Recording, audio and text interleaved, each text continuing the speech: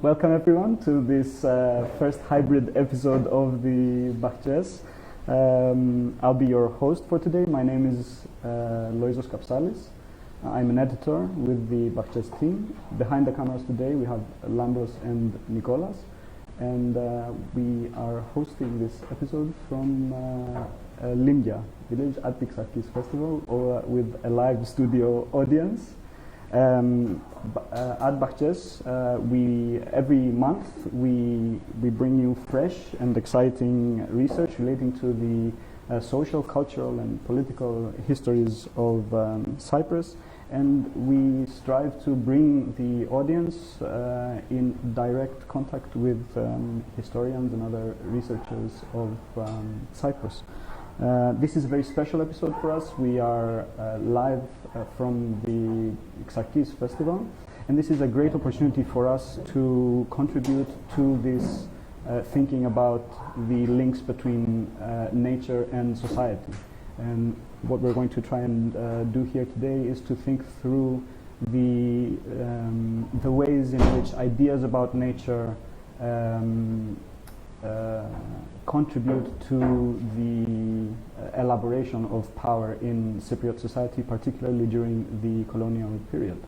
And we also want to think about how public gardens, and especially the Nicosia Municipal Garden, became a space in which relations of power, different relations of power, were negotiated diachronically during and after British colonial rule. So I am joined today by Dr. Elena Parpa to talk about her recent work on the history of the Nicosia Municipal Garden. Dr. Parpa is a cultural historian and a historian of art, and she has written extensively on ideas about nature and gardens. She is a scientific collaborator at the University of Nicosia and the TEPAK, where she teaches courses on the history of art, and she's also a curator and an art writer. So it's very nice to have you here with us. Thank you for the invitation to be with you. So I'd like to sort of start with the process of researching and writing, and then look into the history of the Nicosia Municipal Garden a little bit more closely. Please remember that even though we do have a live audience, and we will take questions from the audience, everyone at home can get in touch with us through the Facebook Live. So throughout the presentation we'll be taking questions, and Lambros will be helping us out with that today. So feel free to share your comments or questions. So Elena, let's go. I'd like to start by asking how the idea for writing this, or researching and writing about the history of the Nicosia Municipal Garden came about. Was it linked to previous work that you had done? Yes, it is linked.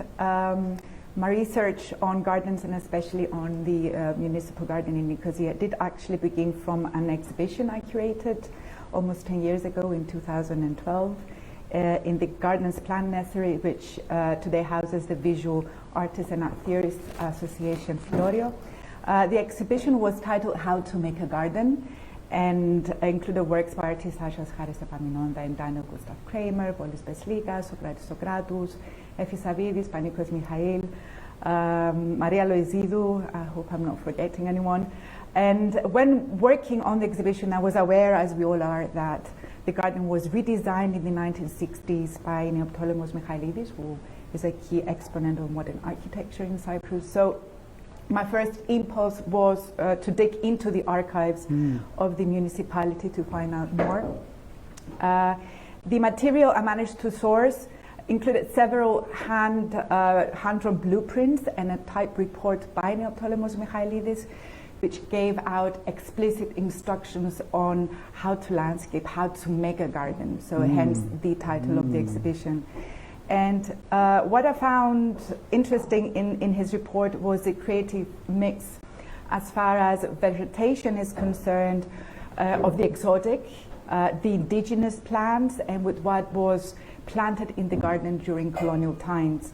And I found this effort towards a garden of coexistence between various plant species and temporalities very appealing, especially when thinking that Michailidis was re-landscaping the garden in the 1960s, in the first decade of the Republic's independence, and within and against various efforts towards identity and nation building, which also included ambitious modern architectural projects. So I wanted to understand better how his vision fitted or not within the time of its making, but also within its past as a relic of colonial era, and its current state as a space on the urban and social margin frequented by what we commonly perceive as marginal identities. So I approached the municipal garden as this nexus of crisscrossing temporalities and identities at the same time that I tried to understand how it corresponded with ideas that provoked questions about nationhood and identity, power, social conformity, and civil obedience or disobedience, perhaps. And I did so by looking at artworks and materials sourced from newspaper and image archives, including the municipal and state archives. So it was a mix of more traditional historiographical methods, history methods, and a history of art. And I wanted to see how you felt this interdisciplinarity worked out. Was it an easy transition from one into the other? Were there difficulties in doing the research? There were difficulties, yes. There were difficulties in terms of researching and finding out that archives in Cyprus are usually very fragmented. So for me it was a question of how to work around these gaps at the same time that I was trying to develop a methodology that was not strictly along the lines of art history, because I mean, I understand what I'm trying to do as a research and a kind of writing that develops along the lines of art history as it crosses paths with other fields, including cultural geography and anthropology and sociology. So unavoidably, when I was developing this approach on the municipal garden, arguments from other disciplines entered my analysis. So yeah. You mentioned in the article that, I mean, you've said it very politely, let's say, very diplomatically, that the archive is fragmented. But this is something that I think historians often encounter in their fieldwork. That because there is an absence or a gap in the archive, you need to work around these issues, and I think the introduction of other new historical sources is very beneficial to this, including actually going out and looking at the landscape. Yeah. You know, the fact that archives are fragmented is a very big challenge, but it also, for me, functioned as a kind of incentive to think beyond that. Exactly. And think of ways how to be creative about it. And for me, what helped me in my methodology, in my approach, was that I come from a visual arts background, and I tend to research work and write alongside contemporary artistic practices, in which the process of making something or putting together something is very often part of the end result. So unavoidably, this has seeped into the way I approach writing, even in an academic context. And in the case of this piece, it has enabled me to figure out how to work around the fact that archives in Cyprus are fragmentary. And I felt that in the process of writing this piece, the only solution available to me at the moment, was to make these gaps part of my narrative.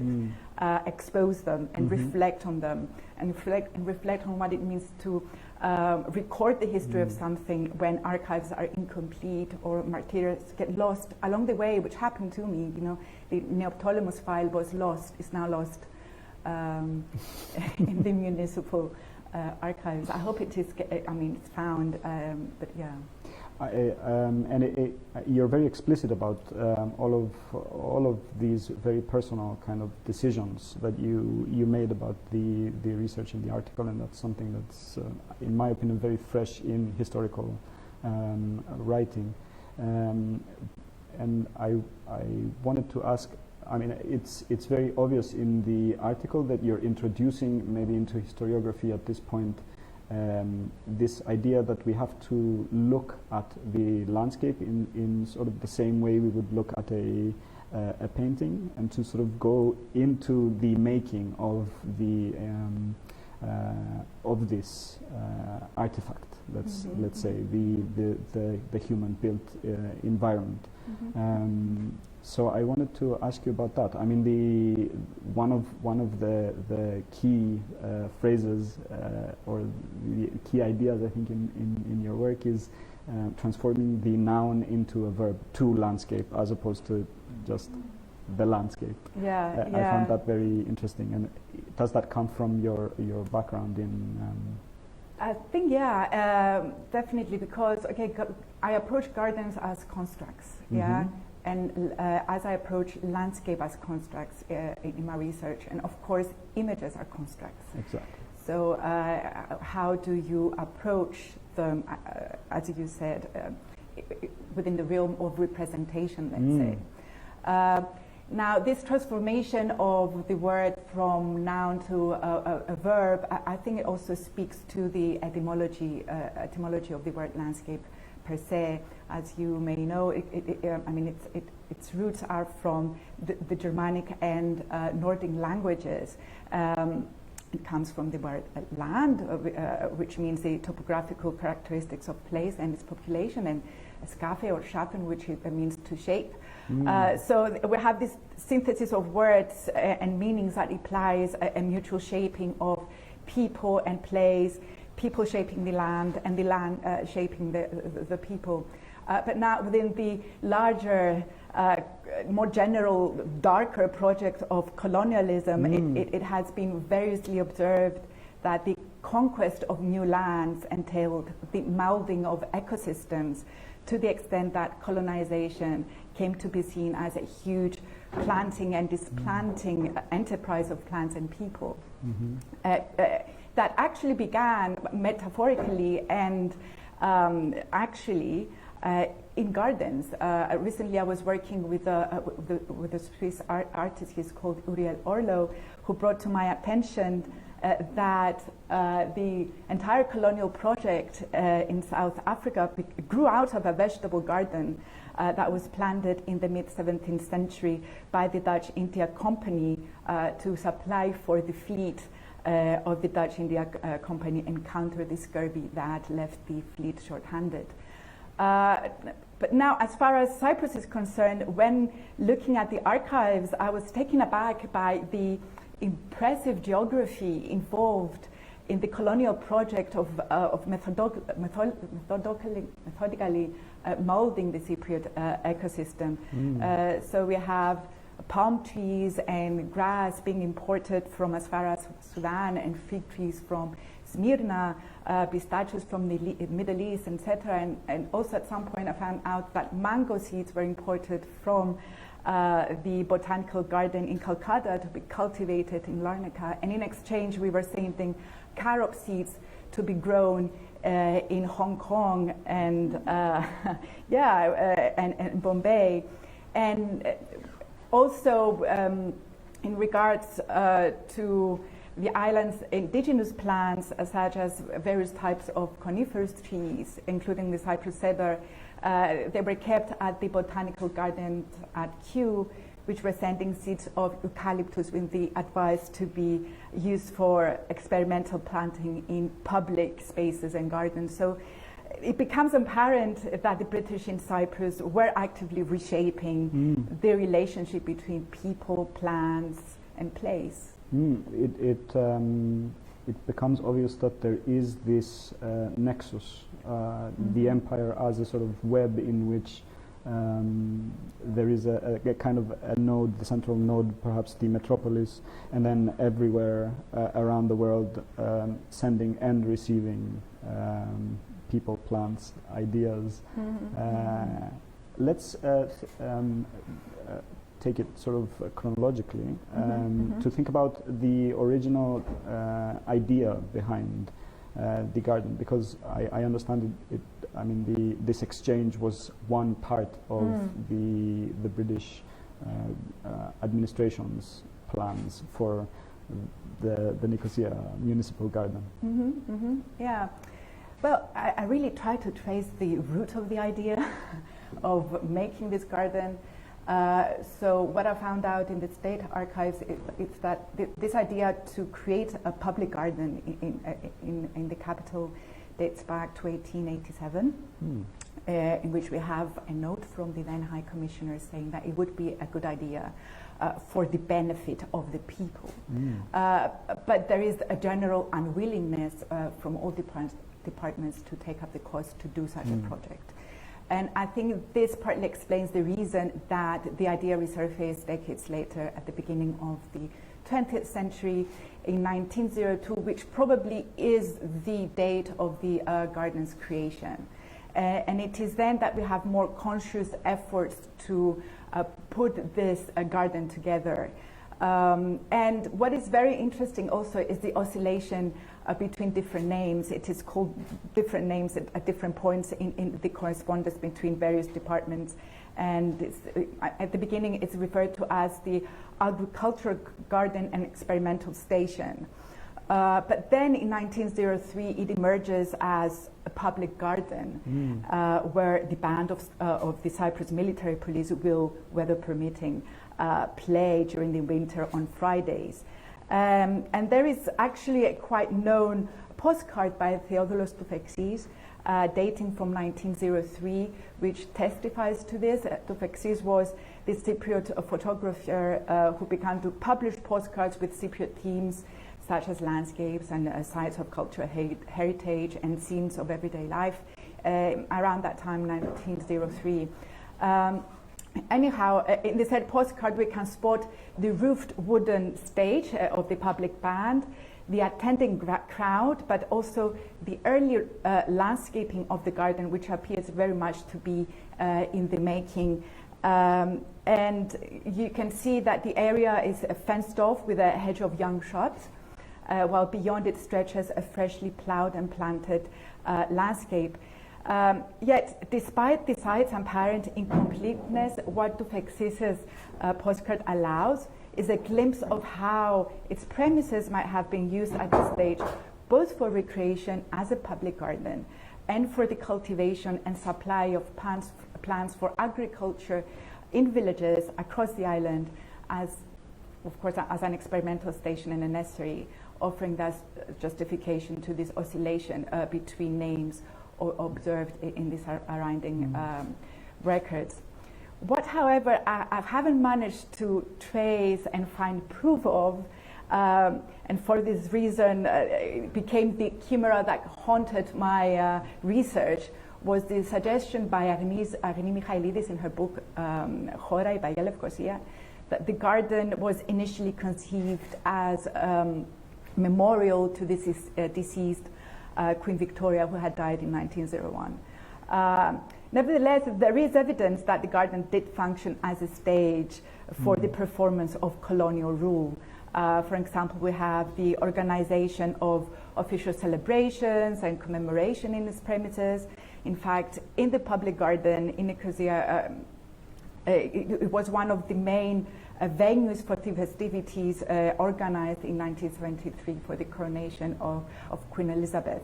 And so, yeah, we see that it becomes part of the rulers, let's say, attempt to perform publicly aspects of their authority and their rule. It's very interesting to me that in Cyprus the British chose to to have this display in a garden. As in other colonies, most notably maybe India, there was city redevelopment projects in which whole areas of, let's say, Old Delhi were destroyed in order to construct monuments of British rule. In Cyprus, the British were a lot more conservative in their redevelopment of the city, but then built or desired this garden, which also is outside the walls, notably. So I think there is something there about the representation of power, rule, through the medium of the garden. And maybe we should also talk about how gardens were used or thought of in England at the time. Also the States, I guess, the movement of parks as a way to sort of deal with the changes of the social changes of this period. Yeah, well, okay, the perception of, there is this, I mean, during the 19th century where we have the sort of development of urban public parks, yeah. They were at that time perceived, or as I found out in my research, as kind of civilizing agents and products of a culture. And in England especially, they were devised as an answer to the question of urban growth, decline in sanitation, and preservation of the commons, at the same time that they constituted a public relations exercise for the dissemination of the achievements of the empire. Concurrently, they function as spaces for cultivating propriety and refinement and cultural behavior, and as such, they were perceived as controlled diversions to political crisis. Now, the fact that similar ideas found correspondence wittingly or unwittingly in Cyprus is indicative of how imperial policies in the metropolis were perceived and practiced in faraway colonies. Now, within the wider picture of the identity, of the island's identity politics, such perceptions also converge with British efforts to mold conceptions of Cypriot identity. I think it's Persianis who brings to our attention that in seeking to counter the spread of Greek nationalist propaganda in schools, the study of the English language was introduced, as was the learning of gardening, a practice that we all know that is closely linked with conceptions of Englishness, yeah, and with visions to turn Cyprus into a depoliticized rural Arcadia, which is also very interesting. At the same time, you complicate this this idea in your research by highlighting the fact that the person chosen to sort of design the first garden was Panagiotis Gennadios, a Greek citizen. So I wonder how that decision was taken, and what was Gennadios' contribution to the thinking of the garden, the design, and so on. That indeed complicates things. We are indeed a complicated place, complex place. So Gennadios was this famed, charismatic Greek agriculturalist who had come to Cyprus in 1896. To take up the post of the director of the Department of Agriculture, which he retained until 1904. He was educated in the US at the Illinois Industrial University and worked in various government posts in Greece. So by the time he came to Cyprus, he was a seasoned authority in matters of modern agricultural methods, which he tried to apply in Cyprus, and he's credited with designing the new Cypriot plow, with introducing the steam threshing machine, with creating nurseries and constructing water dams, in dealing with the island's drought problems. And this knowledge he tried to apply also in creating the garden. He dug an experimental well and built an English water wheel. And he also supervised, very interestingly, the site's furnishing with garden sofas and tables. But most importantly, he's credited for planting the main alley of the garden with Washingtonia filiferas, which are this type of palm tree that is found in the American West Coast. And it is, until today, the garden's most emblematic, distinguishable characteristic. Washingtonia filiferas, as you may know, they are magnificent in size, and foliage. By the mid-19th century, they were very popular, along with another type of palm tree. It's called Phoenix canariensis, that is also found in the garden. They were very popular. They were used in laying gardens in Europe, and especially in the Mediterranean coast. And the French and Italian Rivieras, most especially, when these areas began to be developed as main touristic destinations. And quite interestingly, Washingtonias were also the palms chosen by Queen Amalia, wife to the King of Greece, for the National Garden in Athens, to offer, as she intimates in a letter to her father, an image of the East. Now, in Gennadios' botanical dictionary, which he penned after he left Cyprus, we learn that Phoenix dactylifera was the palm tree most common to the island, and it was cultivated for its sweet and nourishing fruit. So that the fact that he chose the type of palm, the Washingtonia filiferas, that was used widely at the time in the Mediterranean for its ornamental value, I think, rather than for its produce, I think it encourages the hypothesis that he modeled aspects of the garden based on paradigms of park and garden design drawn from the region. It's also very interesting to me that there is an effort to maintain this exotic image, while at the same time supplanting, replacing the native species of palm with an imported species of palm. And so there is an active effort to change, while at the same time maintaining a certain image of Cyprus as exotic, as other, as east instead of west, which is sort of not surprising, but very interesting to see in the context of the British colonial project.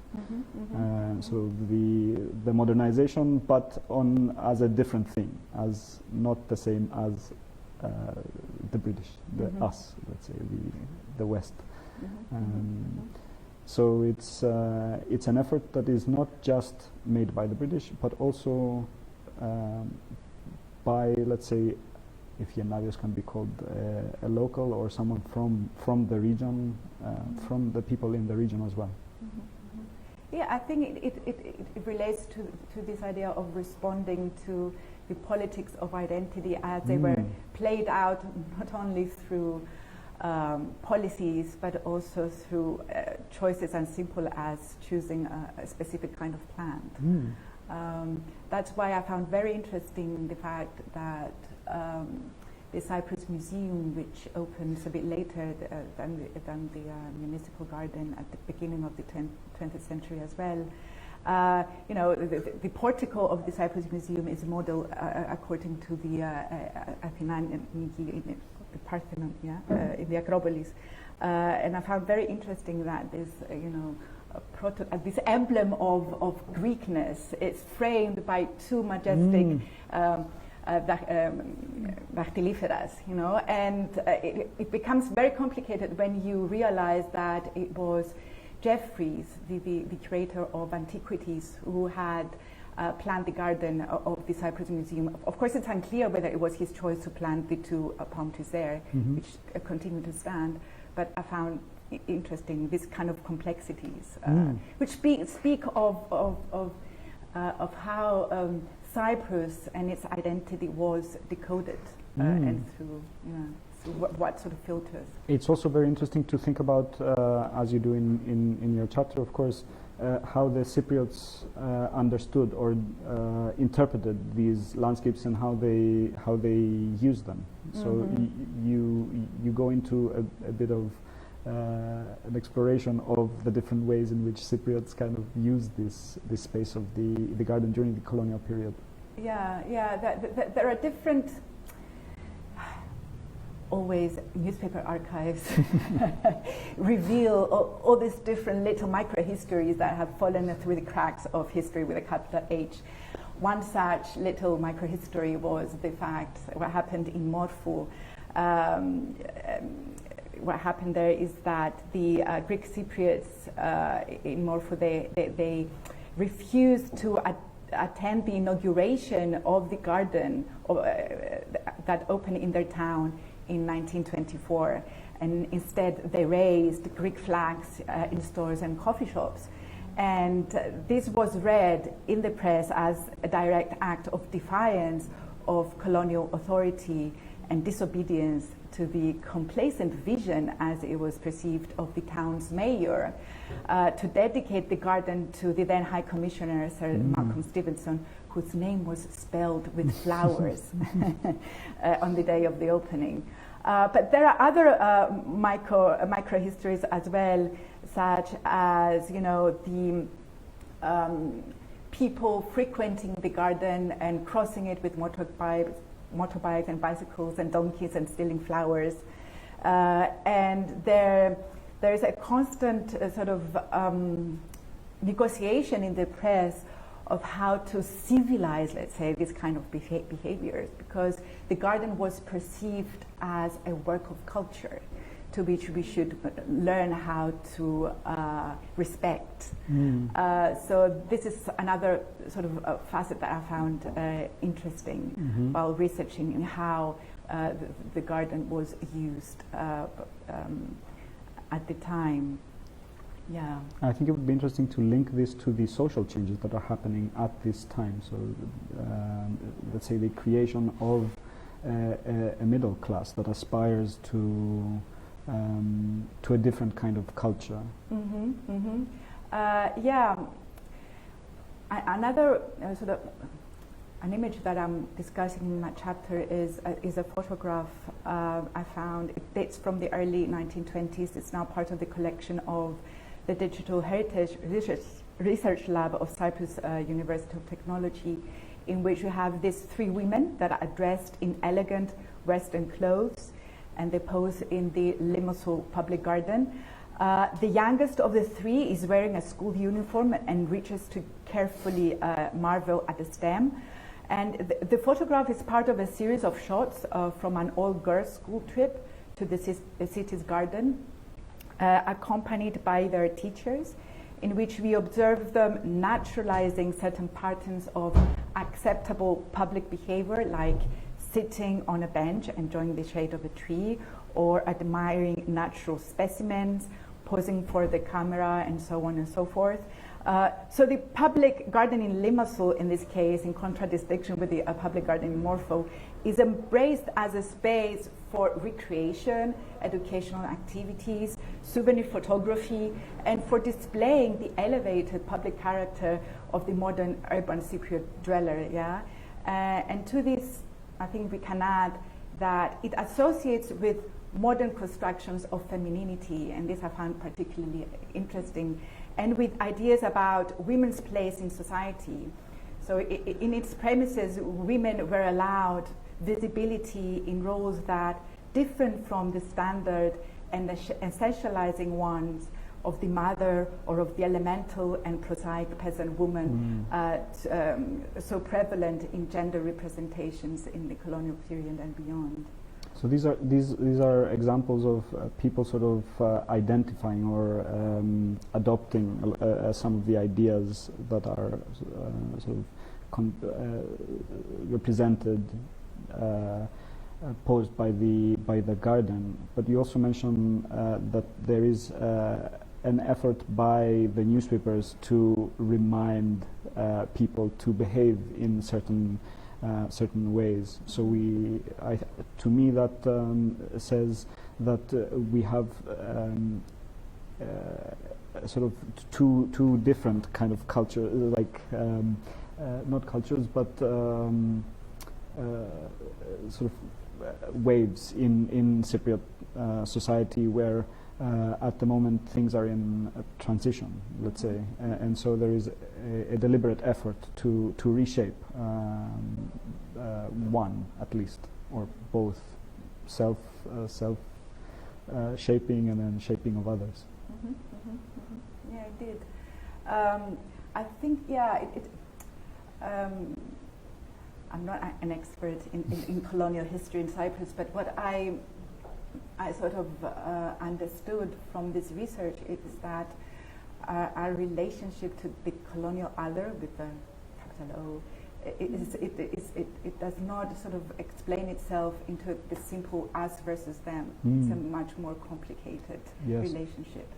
I think this is very prominent in what you write in your chapter.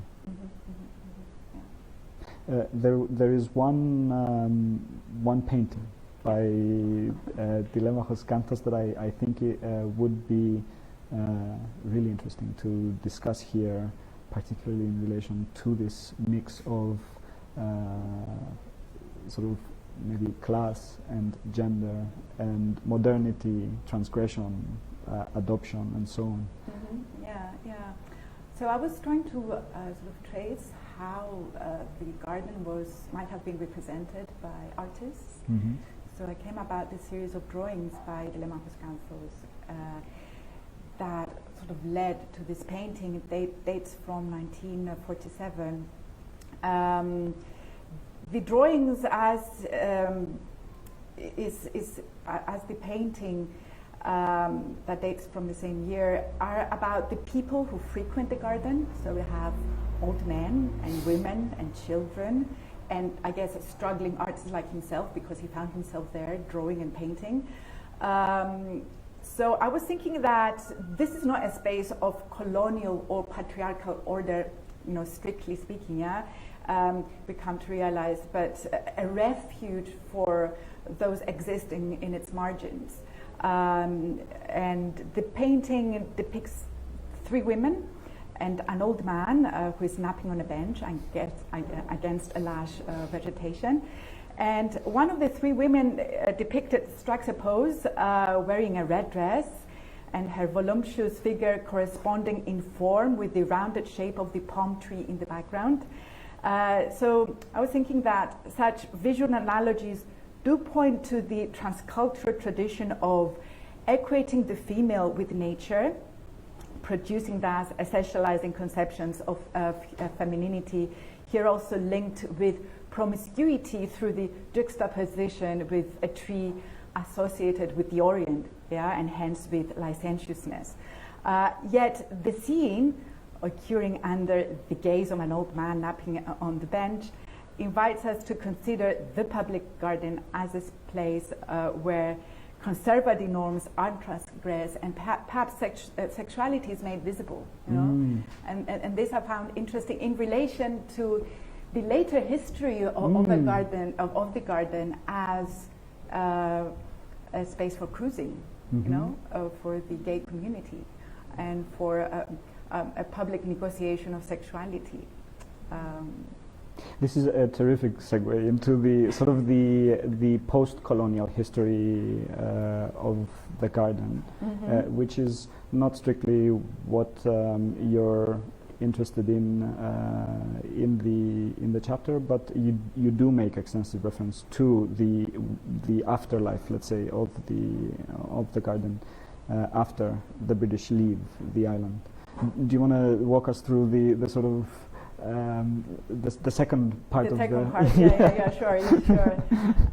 So the garden's afterlife, as you put it, it speaks of a different approach to the conscious efforts, I find, in post-independence Cyprus to remove the island from its colonial past by constructing a modern profile for the new state. An example of this was the international architectural competition announced in the 1960s for the design of a mega administrative complex of offices to be built in the place of the old government buildings of the colonial administration, which were to be razed for this reason to the ground.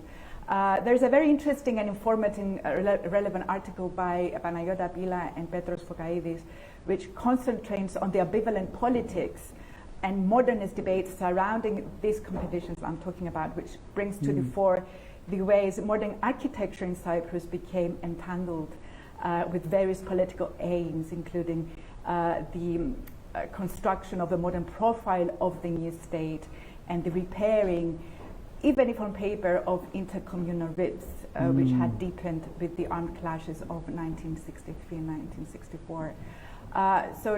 But to walk you through what happened in the garden after the British left is that, the garden was in a derelict state, and there were calls in the press for its re-landscaping, but there was no money until we have Princess Ganther Dediras arriving and donating a very generous sum, 25,000 Cypriot pounds, if I'm not mistaken.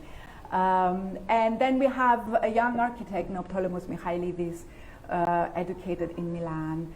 He was already active since 1949 in designing projects for public spaces, willing to take up the task to re-landscape the garden gratis without receiving any money in exchange.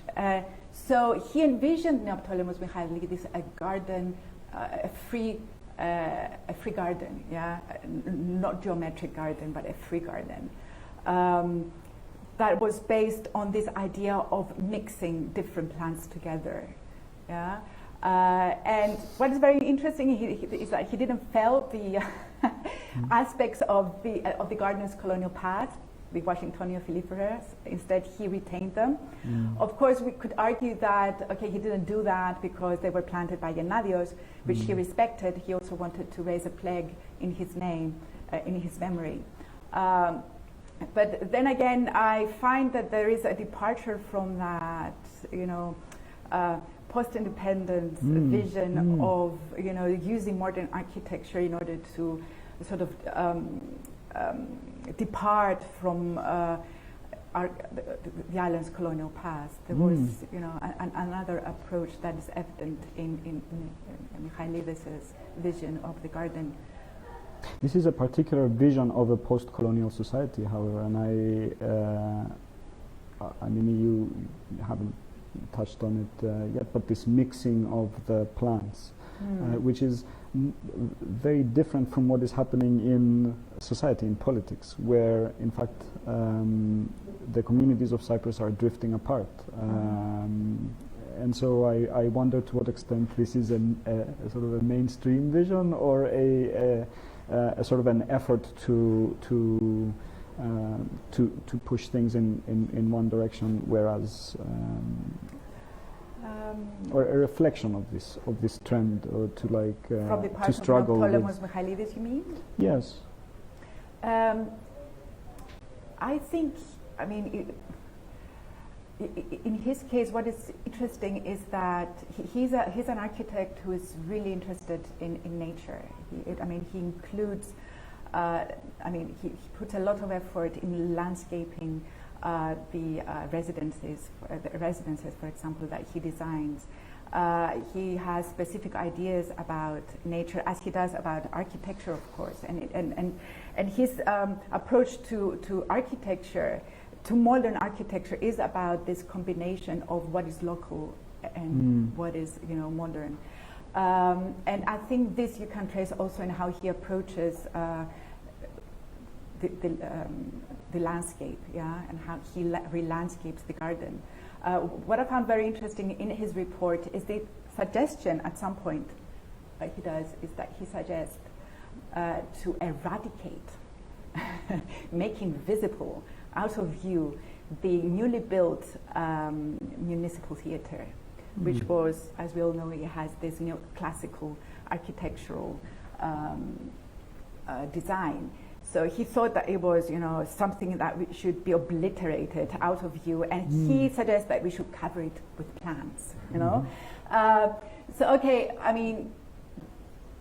For me, I could read a lot into that suggestion, but I'm talking from the point of view of someone who is looking back and searching for sort of gestures and ideas that, but contra this, that were more in favor of diversity, let's say, rather than of obliterating other voices, The multiplicity of perspectives and sort of a very accepting view of the colonial past, where it is reconfigured, it sounds to me, in the space of the garden, as opposed to a different view of sort of the past, in which this period has to be kind of erased and replaced by let's say a more modern, more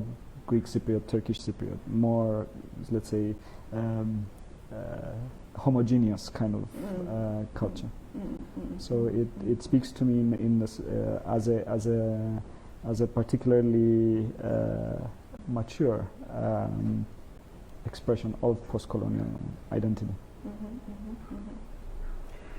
Yeah, I think that the municipal garden allows for this sort of narratives to evolve, because gardens are never static, and they are about this mixing of times, and we can only envision them as and understand them as a product of multiple histories and hands at work, and not a single vision.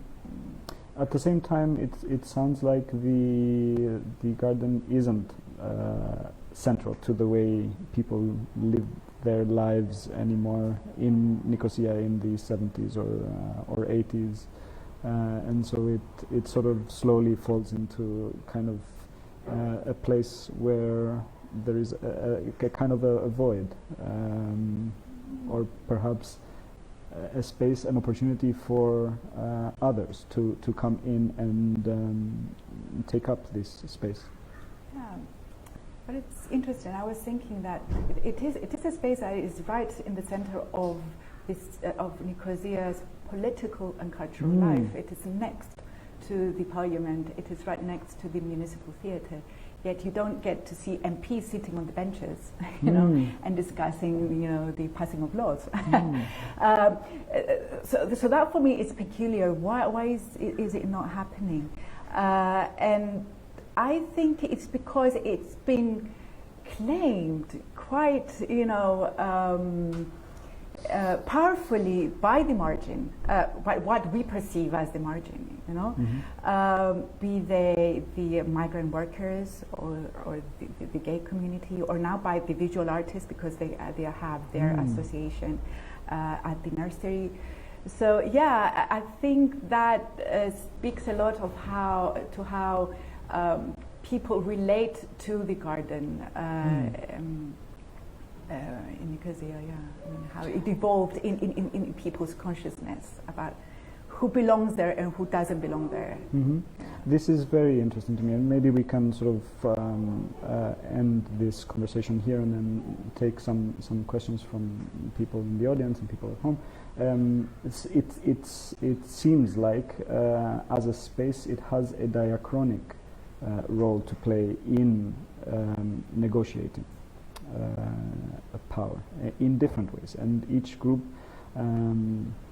does this very differently, whether it's just creating a space where people can meet on a Sunday, or a place where people can clandestinely look for sex, whether it is using what is around the garden to create art.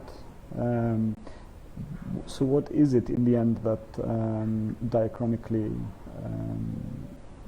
the garden is able to I think this is because as a place it is not fixed. Our relationship is not fixed. It is a relationship that changes. as time changes, and as our relationship to the city changes as well. But beyond that, I think, okay, I understand gardens, as landscapes, as I've said at the beginning, there are these cultural constructs, which structure and symbolize surroundings. And as cultural geographers have pointed out, whether written or painted, grown or built, a landscape's meanings draw on the cultural codes of the society for which it was made. So these codes are embedded in the social power structures, and power of one group over another occurs in many areas, and economic and political and legal and educational. But I think that these relations of power, they're also reproduced and encoded in representations and constructs like gardens and images, which of course in turn represent the world from a certain point of view. But yeah, I think the fact that the garden has diachronically, as you say, poses this question is a very attractive sort of space to discuss these ideas. And yeah, I find that very interesting, particularly because I mean, obviously a lot of our team members are here. We chose to call our team, our group, the Bαhçές, which is another word for garden in both Greek and Turkish. And so I think that we have thought a lot about what is it that a garden represents in the imaginary. Of course, one thing we didn't talk about today is sort of this public garden versus the private garden, and the ideas that sort of shape a public garden versus the sort of the private. But maybe we can talk more about that in this third part of sort of our webinar. So let's take a few questions. We can take questions directly from the audience here today, or if there are any questions on Facebook, please let us know. Go ahead. Hi, Mario. I'm an assistant professor in law, and I always get so excited when I hear other researchers that do more exciting things in law, and kind of regret the fact that I went into law. But yeah, anyway, I guess some reflections just in case you want to react on anything. One thing is whether you know there's any eucalyptus in the park, because I have seen, like, not only from Cyprus but mostly from other colonies, that now it's seen as a symbol of colonialism, in the sense that, you know, the Brits imported it and planted it there, saying that, you know, it was a way to drain waters and reduce zoonosia and other diseases by mosquitoes, for instance. But it's now seen as something that is actually destroying the environment because it's not local and it's draining the water that is needed for other purposes. So I was wondering if that particular plant is represented in the park or not. There was a big one, and one of the Sorry, gardeners. just to repeat the question for the audience at home, it's a question about whether eucalyptus is represented in the garden, and all of the ideas linked to colonialism and eucalyptus, the more cultural, the more technical part of. I was also searching for eucalyptus in the garden, and this gardener explained to me that there was this big one that they had to fell, they had to sort of because of some kind of disease. But what I found interesting when I was talking with this gardener is when I realized that beneath the Washingtonias they planted these orange trees. So suddenly you had, you know, these exotic plants, and underneath them these local plants. It was not part of Neoptolemus' vision, of course. It was what came after when the gardeners were taking care of the garden. So then you realize that, gardens are a product of who also cares for them, you know, beyond grand visions. So you have this line of orange trees underneath the Washingtonia filiferas, which it's a kind of evolution from. So it's power not just from, let's say, above, but it's from beneath. Every kind of sort of successive generations of. Yeah. Correct me if I understood wrongly, but so the garden was also, the park was also used to depoliticize, make less political in society, or? I wouldn't say consciously, no. I would say that it was a place where politics were negotiated as well as identities, but not in the sense of, very consciously using it. Sometimes it was used as a stage of displaying colonial authority through these various events that were organized there. Even having the police military band playing there does speak of a kind of performance of power, yeah. But yeah, I don't know if I answered. I found very interesting how you discussed gender in the garden, especially how young girls were represented in the garden, and it sort of reminded me of that genteel idea of, the rose flower, the English rose flower, if you like. So, how was the female figure represented in colonial times in terms of, let's say, the garden? Like, what was the relationship around that? If you can expand on that a bit more. It is something that I would love to explore more, and I think that is an avenue that I would like to take. And now that I've finished this, I regret that I didn't take that path. But I sort of tell to myself, it's okay. It's something that you can develop later on. It is actually something that I'm really interested in looking into further.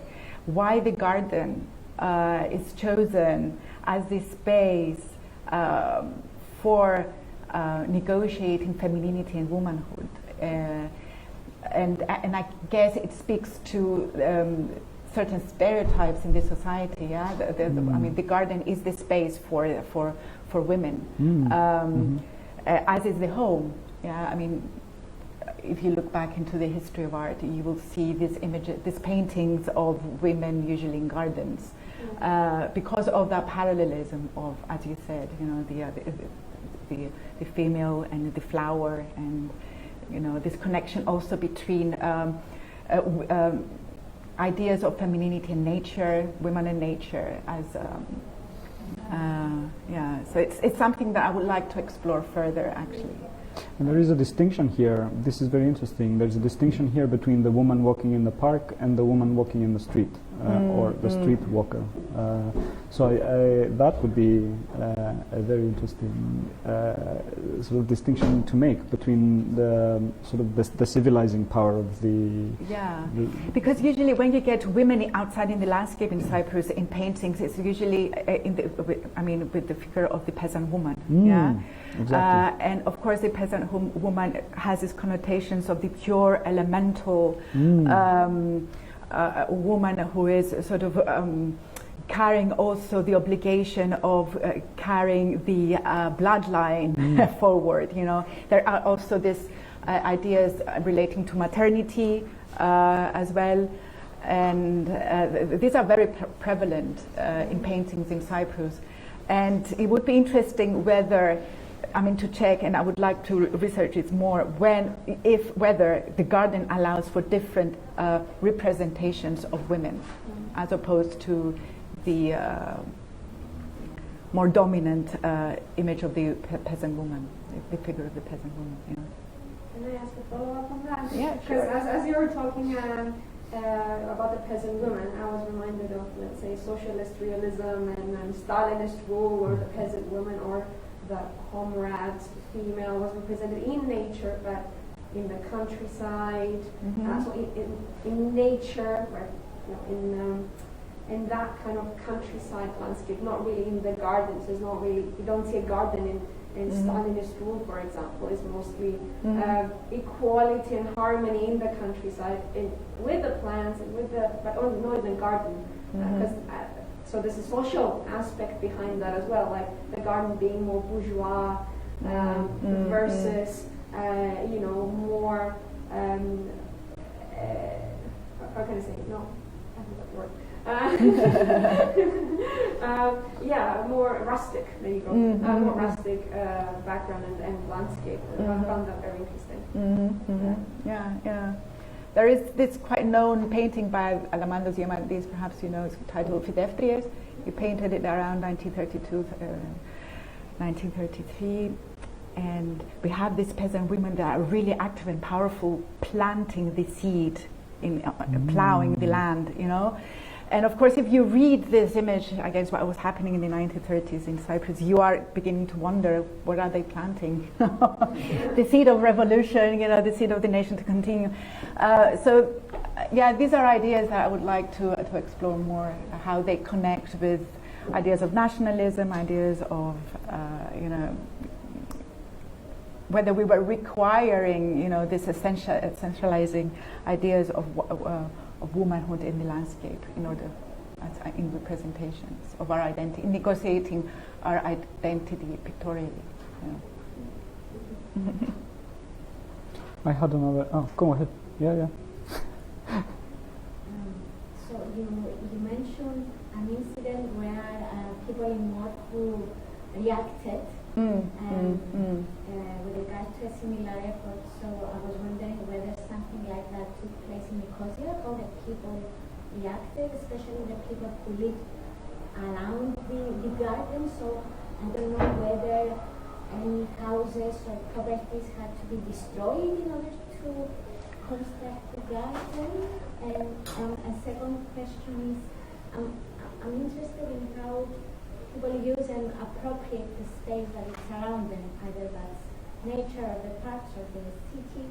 And I was wondering whether you could say a bit more about who used the garden. For example, when I'm looking at Gennadios' picture, I'm thinking, are there any pictures with men instead of wearing trousers wearing braga?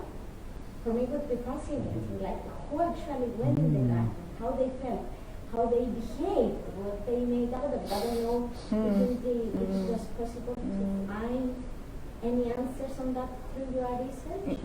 Yes. The first part, the land belonged to a pasha. I can't recall his name. They bought it from him. So I'm not sure whether they, I don't think they sort of acquired any, the decision to do the garden there, it didn't involve, destructing any houses or anything. Now, about the second part of your question is that I did manage to find a series of very interesting photographs by Turkish Cypriots, because apparently there were this Turkish itinerant photographer who was using the garden as the stage to photograph couples who wanted their photographs taken. Yeah. So there are actually images of men in Braga, with their wives, with their children. So yeah.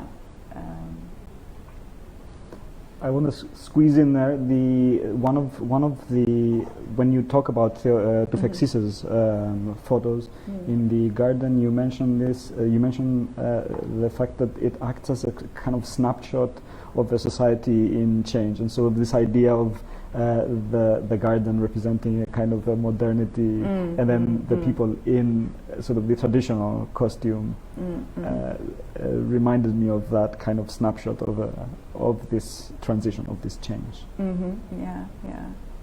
And I guess there were different layers of society, yeah. I mean, and classes as well.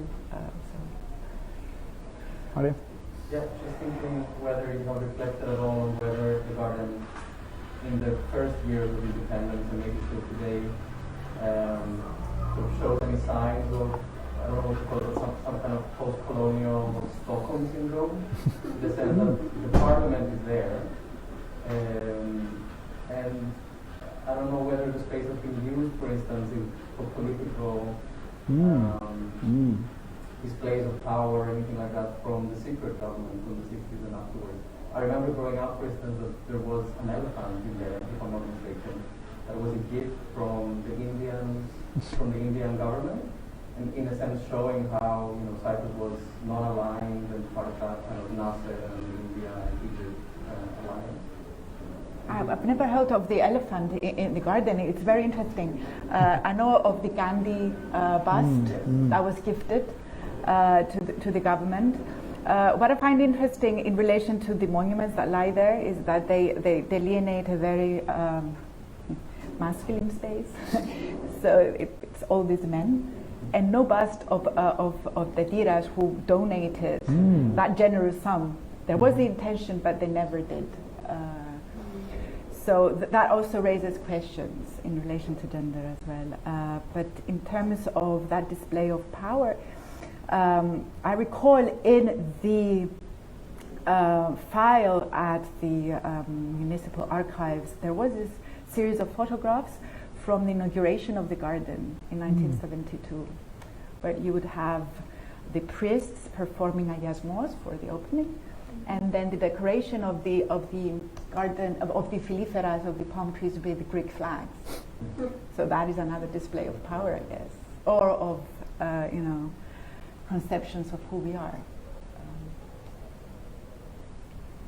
You mentioned that there is a lot of archive missing, like neocolonial story. What would you be most interested to find from the missing archives? What is missing for you that you would be interested to know?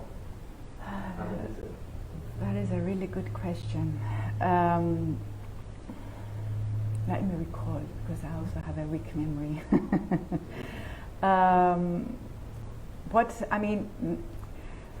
When I was writing the chapter, I really wanted to look the file again, so as to locate those pictures I've just mentioned, so as to look again at his blueprints and understand better how he visually located the plants on the surface of the paper.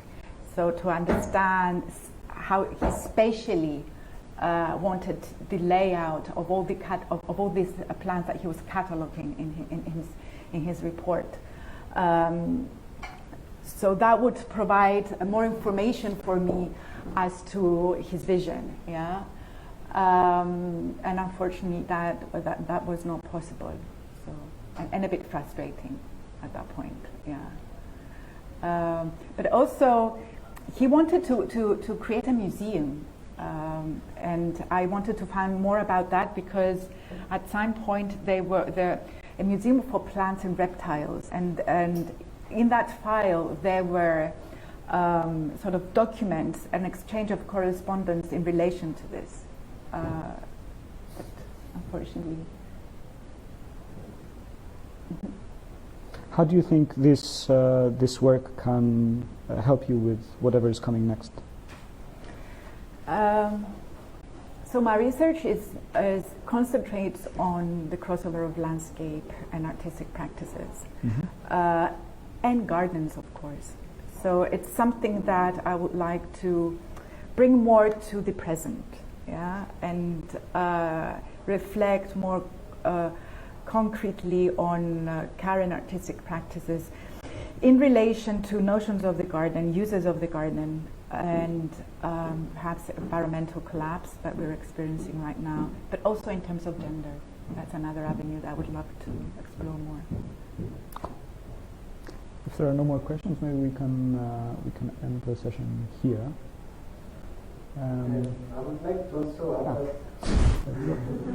there have been many, for example, this year there was the LGBT film festival in this park. How do we see the role of this park to today's society? I don't know if anyone has any reflections on this. And also you mentioned many migrant workers. So it's like a space for the marginalized. I don't know if there are any more reflections around this topic. Because you have the Greek flag being replaced by the rainbow flag in the garden. So it's so interesting to think how, in the end, it has been claimed by other sort of communities, and that is encouraging. It is very encouraging to think that it is possible to do that. And what about the name?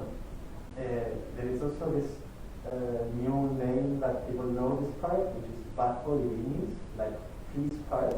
And that's how I learned personally the name of this park. And I don't know how this emerged and when.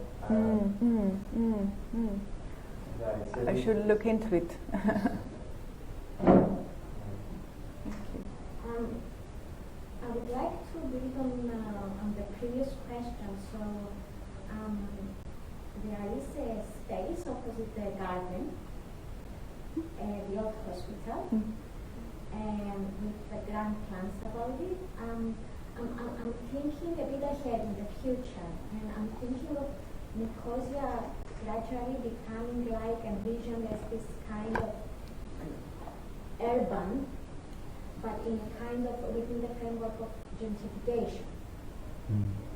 And although we do have the garden claimed or reclaimed by artists and marginalized people, I think there is also this effort of making it into an urban garden, like upscaling it in the same way that people are trying to do with the center of Nicosia. Let's say an urban school. For example, we have the folk festival, I think it's called, with the food stalls. That is something so hipster and going to the direction of gentrification. And also the city, I think, is going to change a lot given the space opposite the old hospital. So for me it's interesting, it's fascinating, these parallel processes, and people have different ideas about it and envisioning different futures about it, and I'm very curious on whether there will be a kind of tension or struggle between these identities and how appropriate the space, whether the civil society will come forward and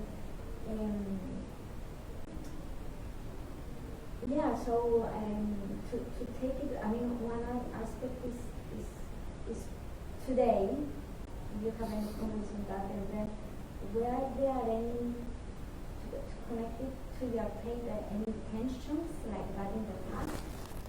Like different visions or different uses, or are there tensions? And So opposition to development.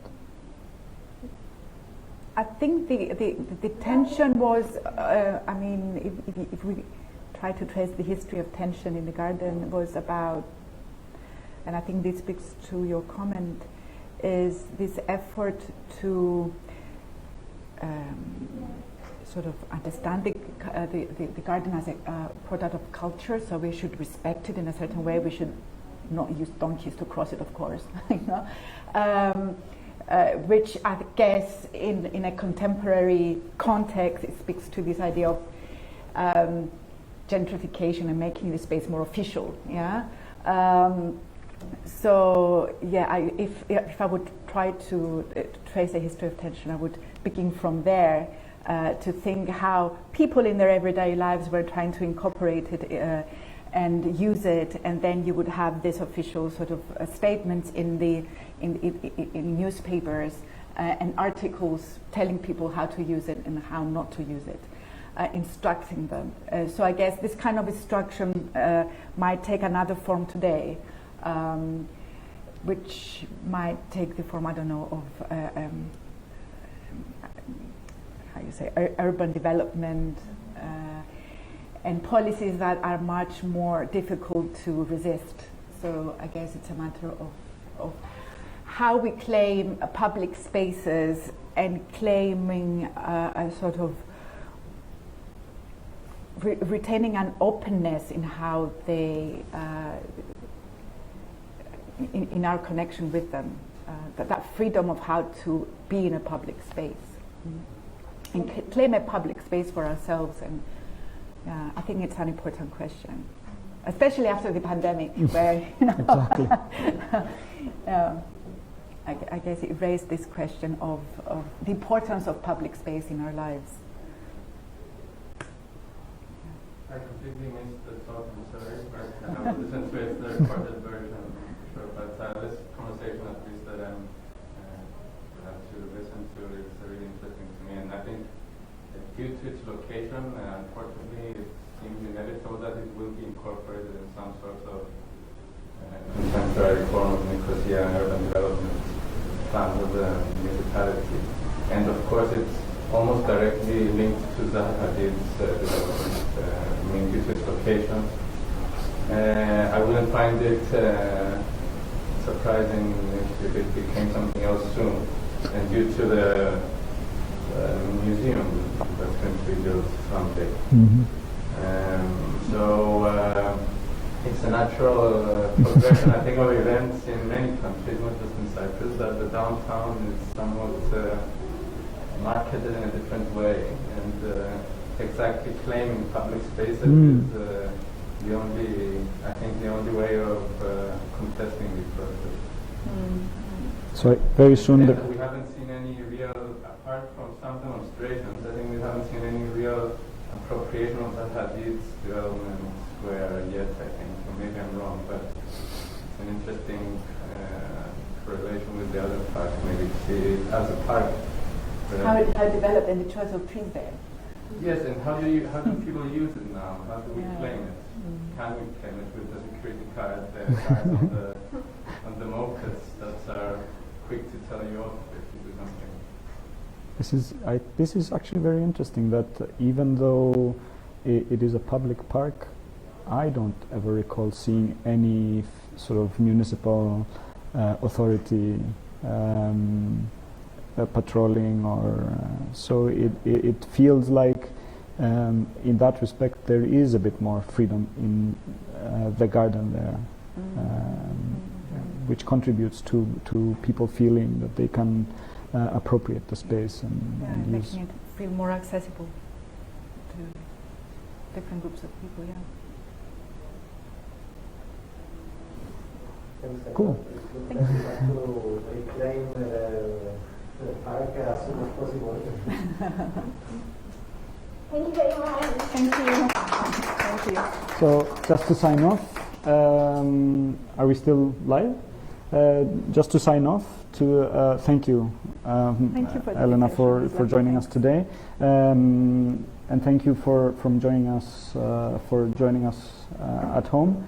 If you like what we do here at Bαhçές, remember to head to YouTube, click subscribe, click like, and if you would be interested to work with us, head over to our website and get in touch. We're always looking to grow and expand.